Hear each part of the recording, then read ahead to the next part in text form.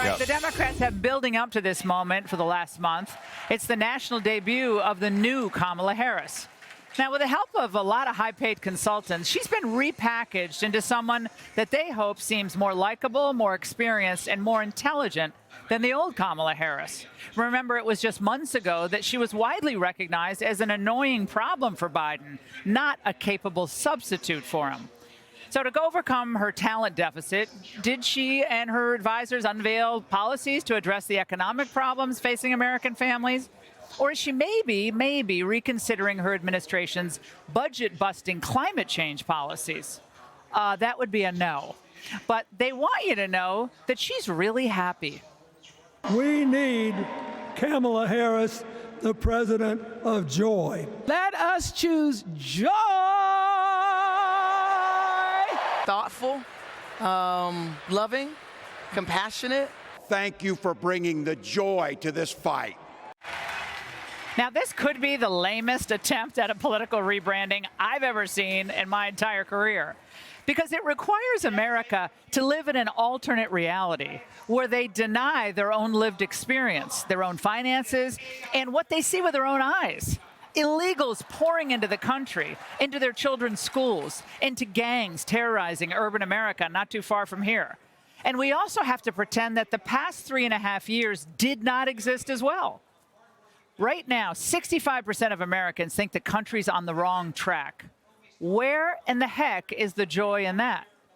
Now, since the one policy she's articulated since Biden dropped out, price controls, was roundly panned, no one should expect a lot of substance in her address tonight.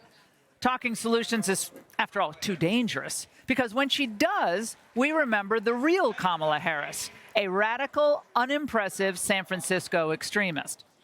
But imagine the cabinet should pick, or someone would pick for her. It'd be kind of a lot like the old cabinet, big on the DEI factor, small on the brain factor. Do you potentially think that this new numbers could be a liability for this campaign? No, when I hear that, first of all, I don't believe it, because I've never heard Donald Trump say anything truthful. It is, though, from the Bureau of Labor. I'm not familiar with that. I mean, in any other profession, she would be fired for that comment.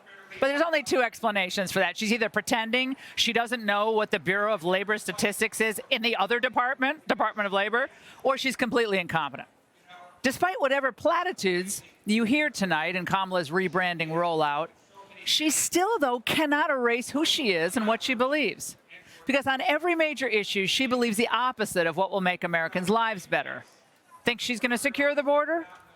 When you become president, will you be committing to close the immigration detention centers? Absolutely, on day one.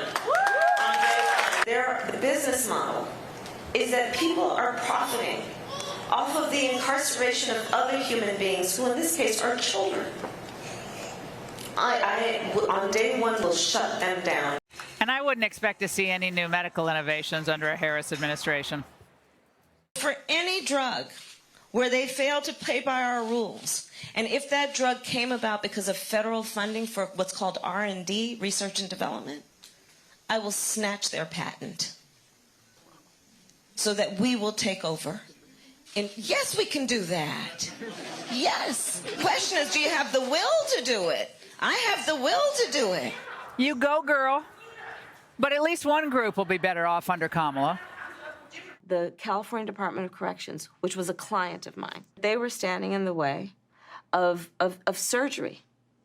For prisoners. For prisoners. I made sure that they changed the policy in the state of California so that every transgender inmate in the prison system would have access to the medical care that they desired and need. At its core, it's a civil rights issue, it's a justice issue, and it's an issue of humanity. It's humanity. God, shed a tear for the transgender prisoners. Is this joyful? Well, I guess you're going to have to be the judge. And a Harris administration wouldn't be either, except for the elites like the ones we'll hear from tonight, who from the comfort of their private jets fly over the chaos and suffering their own policies create on their way to their vacation homes surrounded by fences, walls, and private security. Harris had 3.5 years to show America she had some common sense. Instead, she was a bumbling number 2 to a bumbling number 1. Hey, Sean Hannity here. Hey, click here to subscribe to Fox News YouTube page and catch our hottest interviews and most compelling analysis. You will not get it anywhere else.